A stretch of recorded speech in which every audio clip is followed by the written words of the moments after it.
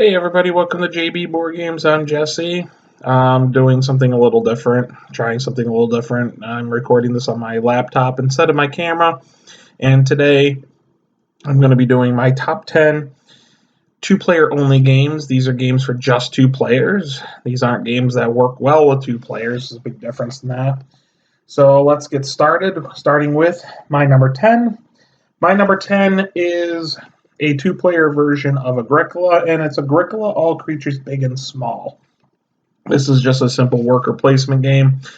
Agricola is a fairly intensive worker placement game from a very famous designer, Uwe Rosenberg.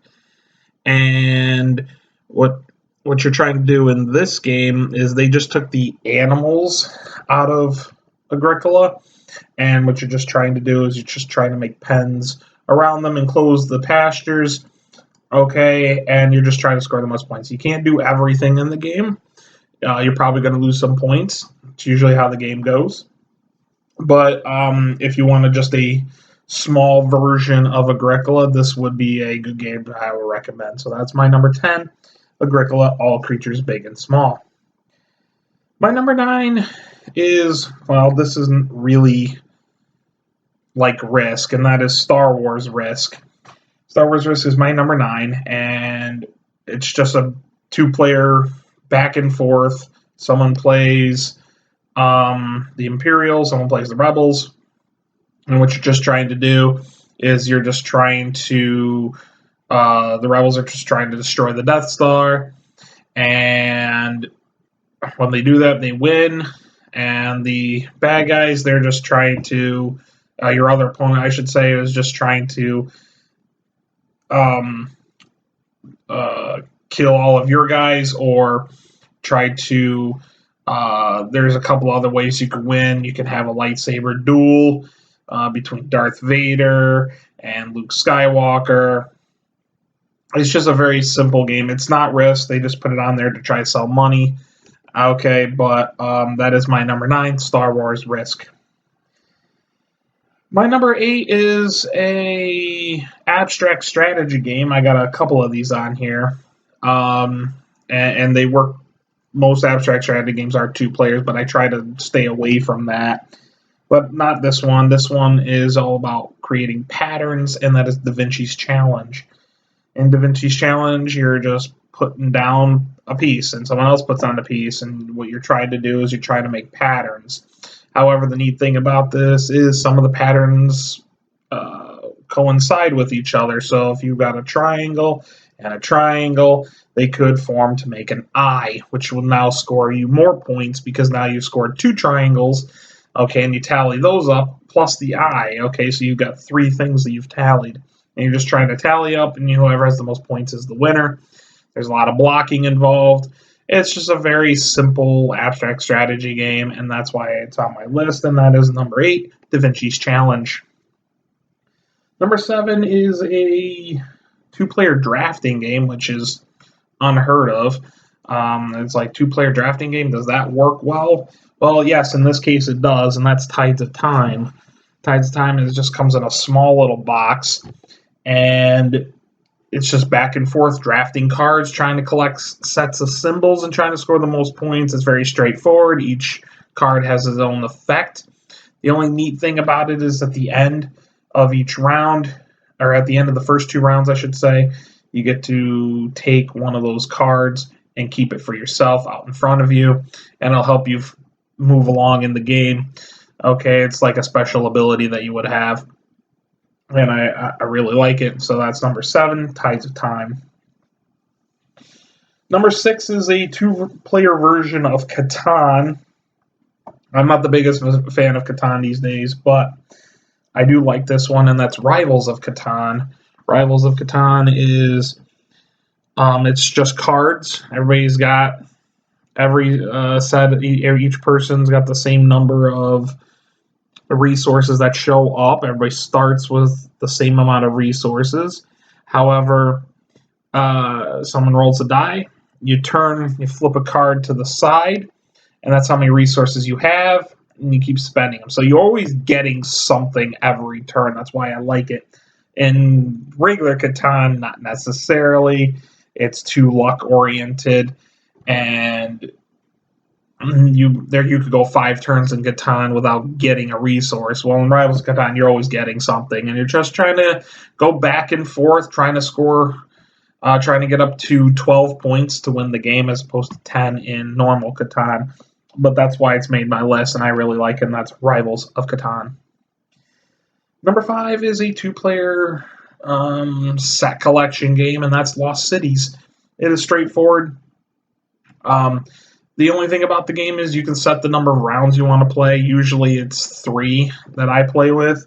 And you're trying to score the most points, but the interesting thing about this is, it's designed by Reiner Knizia, and so there's a lot of math involved in it, but you have to go in ascending order based on the colors, okay, and that's how many points you score. But as soon as you start putting cards out under these certain colors, you are now going to subtract a certain amount of points, and it's -20. It's a weird point system. Okay, you would have to play it to see it and to understand it.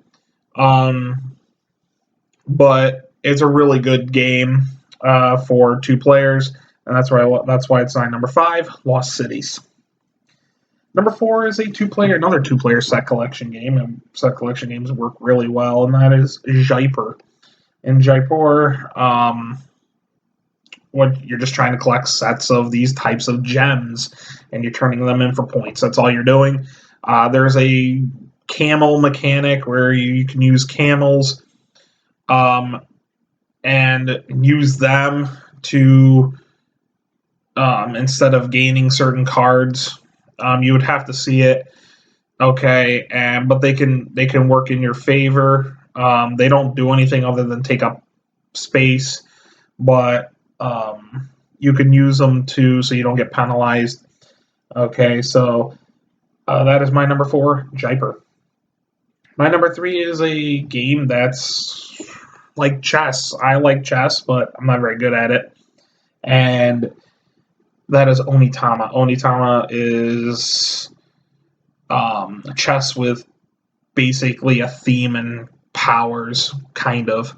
What it is there's 5 cards, and everybody plays with those same 5 cards. And I start with 2, your opponent starts with 2, and there's 1 that you get when you play 1 card. So you play 1 card, and each card has their own certain moves that you can do. And it shows you the pattern and the moves that these cards can do. So I play a card, and I take the one that's available, and then my opponent can use the same card. So everybody can use the same amount of cards, and everybody will be using the same amount of cards, and you're trying to find the correct combinations to beat your opponent. There are 2 ways to win. One, you could, by taking control, or beating the king, or 2, you get to the other side, your opponent's other side's master spot where the master starts. You get, if you get your master over there, you win. Okay, so those are the 2 different ways that you can win the game, but I really like it, and that's Onitama. Number 2 is a trick-taking game. Doesn't work well with 2 players, except this game does, and it's fairy tale themed, and that's Fox in the Forest. Fox in the Forest is a very simple trick-taking game. The only twist to the game is you don't want to take too many tricks. If you take too many tricks, you don't score any points. But if you don't take any, you score a lot of the points, and you're just going back and forth trying to race to 21 points, and that's the winner. But it's a really small game. Comes in another small box, and it's very good. And I like that whole idea of not taking too many tricks. So you got to be careful on managing your hand. So that's why I like it, Fox in the Forest. And my number one favorite 2-player game is the 2-player version of Seven Wonders, and that's Seven Wonders Duel. I really like it. And in Seven Wonders, does have a 2-player version inside of it, but it's not very good because it puts a dummy player in there. It was okay at the time until Seven Wonders Duel came out, and then you never want to play the 2-player version of Seven Wonders ever again. And it's just a very simple drafting game, drafting cards. It's more dumbed down. Okay, Seven Wonders is not a very complex game, but there's one less resource in the game that you don't compare to Seven Wonders. There is an expansion which I think changes the game up a lot, but each round is different. Okay, it's a different setup. You got a upside down pyramid, you got a right side up pyramid because that's how the setup looks, and then one looks like a diamond is the final round.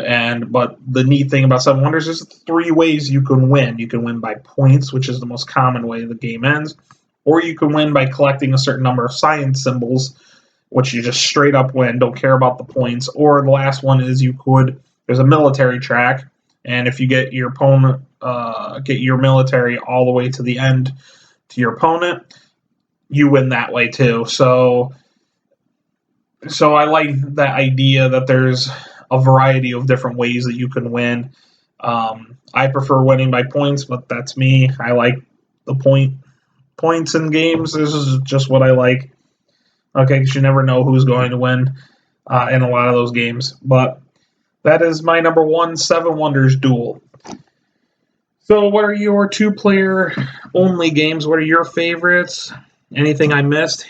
Hit the like button, subscribe, make a comment below. And until next time, I'll see you again on JB Board Games, signing off.